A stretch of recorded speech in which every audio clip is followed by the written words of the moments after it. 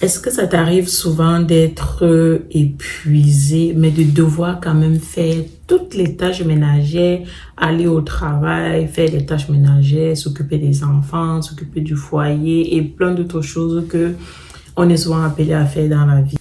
Si c'est le cas, je t'invite à rester scotché sur cette vidéo parce qu'elle va beaucoup te parler.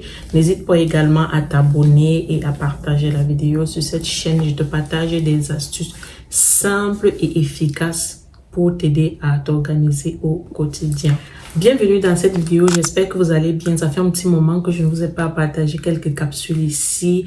J'étais partagée entre les maladies parce qu'elles se sont vraiment enchaînées, mais aussi la fatigue générale, le changement des saisons, la vie quotidienne. J'ai beaucoup été bousculée dernièrement et je me suis décidée de me concentrer un peu et de revenir en force. Alors aujourd'hui, je vais vous partager des petites astuces que j'ai constater que je fais tout naturellement quand je suis fatiguée, quand je suis épuisée, pour m'aider à m'en sortir et diminuer la charge mentale. Aujourd'hui, je vais te partager 5 choses que je mets en place sans fatiguer pour continuer à avancer sans m'épuiser. La première chose que je mets en place, c'est que j'applique la règle des 3 priorités. Alors, la règle des 3 priorités, comme son nom l'indique, ça consiste simplement à vous focaliser uniquement sur les 3 priorités que vous avez à faire, soit dans la semaine, soit dans la journée. Vous vous concentrez uniquement sur ces 3 priorités-là et vous les réalisez. En ce qui concerne le reste, ne vous en faites pas, ça va se faire au fur et à mesure, ça va se faire tout doucement. Là, on parle vraiment d'un état de fatigue générale qui peut être dû à plein de charges mentales, à plein de choses qu'on a à gérer dans la journée, dans la semaine, dans le mois, dans l'année. Donc, priorisez toujours, prenez trois priorités. Fixez-vous les 3 priorités. Par exemple, en une journée, fixez-vous les 3 priorités à faire et faites-les tranquillement sans culpabiliser.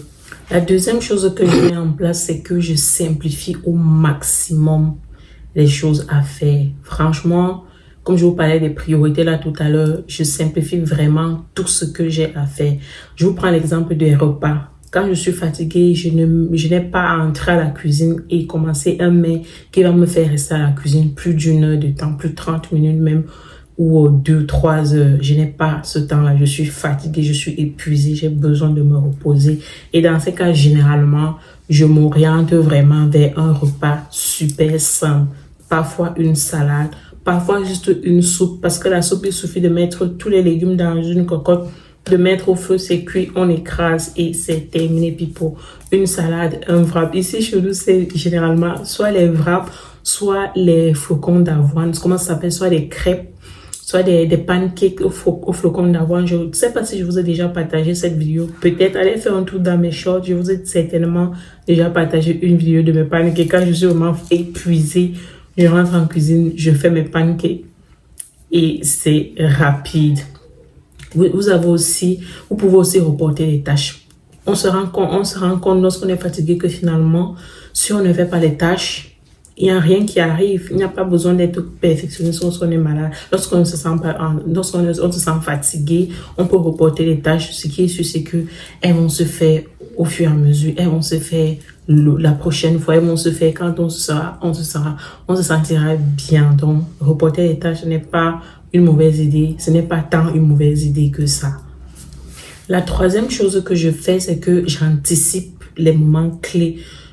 J'anticipe les moments clés, j'anticipe les moments où je serai fatiguée, les moments où je serai malade, les moments où je n'aurai pas le temps.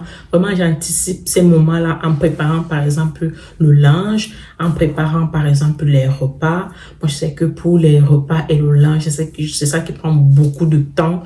Ou même le ménage, parce que le ménage aussi, quand on marche dans la maison, dans l'appartement, on ne se rend pas compte que ça s'est salé, donc il faut aussi anticiper. Et le meilleur moyen pour moi pour anticiper sur le ménage, c'est ranger, laisser toute chose à sa place, passer l'aspirateur au moins une fois par jour et tous les jours. Quand on passe l'aspirateur au moins une fois par jour et tous les jours, on se rend compte que finalement, on a besoin de passer la serpillère peut-être une fois la semaine ou 2 fois maximum. Et c'est déjà pas mal parce que en passant la serpillère, on évacue rapidement comment ça s'appelle?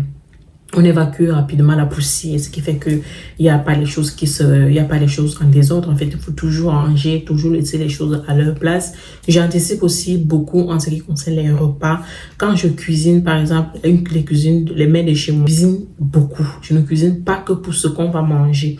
Je cuisine vraiment une très grosse quantité que par la suite, je divise et je mets dans le congélateur. Comme ça, quand le jour où je serai fatiguée, que je n'aurai rien envie de faire, je sors mes gamelles. Comme si j'avais commandé dans un resto, je sors mes gamelles, je les dépose là, je vais au travail. Quand je rentre le soir, micro-ondes et c'est terminé. Pareil pour les vêtements. Toujours les laver, toujours avoir des vêtements propres. Moi, je ne salis pas toute ma garde-robe et puis je lave, non. C'est vraiment à la semaine. Ce que j'ai sali, à la semaine, je lave. Parfois même tous les 2 jours. Quand je sais vraiment que je commence à voir la fatigue s'accumuler, tous les 2 jours, je fais la lessive et puis je la stocke. Comme ça, le jour où je serai fatiguée, je n'aurai pas à me lever pour étendre le linge, aller enlever le linge.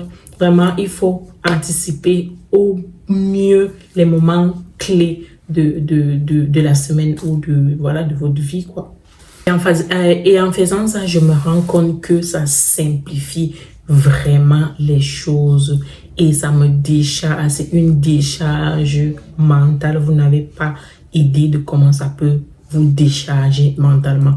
Essayez les astuces que je vous donne dans cette vidéo et vous verrez que c'est comme du miracle en fait. Une autre chose, la quatrième chose que je fais, c'est que la quatrième chose que je fais, c'est que je m'appuie beaucoup sur les routines. C'est pour cela que avoir des routines, avoir des habitudes, c'est aussi bien.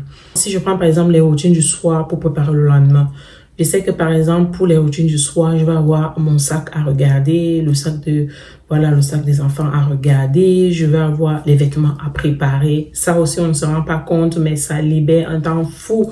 Le matin, c'est très bien d'avoir une routine pour préparer les vêtements à porter le lendemain. Le lendemain, on se réveille, on a déjà tout repassé la veille, tout est déjà posé. Tout réveille le matin, douche et puis on se prépare, qu'on s'habille, quoi, et puis tout est déjà prêt. Ça libère tellement la mémoire et ça évite de procrastiner, se dire oh là là, je vais encore me réveiller puis aller ranger ceci. Au moins tout est déjà prêt. Même quand on est fatigué, on a quand même un peu de force pour se réveiller, se préparer et juste partir parce que tout est déjà prêt. Donc il faut vraiment anticiper sur les moments clés et vous fixer, avoir des petites avoir des routines qui vous permettent de rester dans l'engrenage des choses que vous avez toujours eu à faire et ça vu que ça va vous créer des habitudes, des routines, vous allez le faire vous allez le faire de manière simple, de manière tout à fait naturelle, tout simplement parce que ce sera des routines, ce sera pas pour vous comme des corvées, comme des choses que vous faites pour la première fois. Donc, c'est super important d'avoir des routines. Et enfin, la dernière des choses, c'est tout simplement ralentir. Lorsqu'on ne va pas bien, lorsqu'on est fatigué, il faut tout simplement ralentir. Ça ne sert à rien de forcer.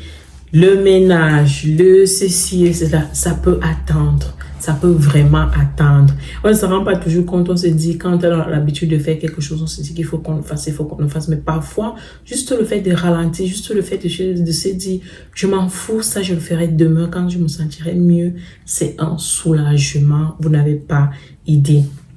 Donc voilà, c'est tout ce que je voulais partager avec vous dans cette vidéo. J'espère que ces petites astuces vous aideront. Si vous n'avez pas encore testé au moins une ou deux de ces astuces, je vous recommande de tester et vous ne serez pas déçus. Donc, en conclusion, pour résumer cette vidéo, on a dit que lorsqu'on est fatigué, il faut appliquer, la règle des 3 priorités, simplifier au maximum les choses à faire, anticiper sur les moments clés, avoir des routines et au final, tout simplement, relaxer, faire des choses normalement, faire des choses tranquillement, renvoyer à demain s'il le faut. Il n'y aura pas de drame. Donnez-vous quelles sont vos astuces quand vous êtes organisé, quand vous êtes fatigué, quelles sont vos astuces pour décharger votre charge mentale tout simplement. Et nous, on se dit dans la prochaine vidéo, n'hésitez pas à me laisser des commentaires et on pourra en discuter, on pourra partager des idées. Donc, Nous, on se dit à la prochaine vidéo. J'espère que cette vidéo vous a plu. On se dit à la prochaine vidéo. D'ici à là, portez-vous bien. Physiquement que mentalement, parce que le mental, c'est aussi très, très, très important. Bisous.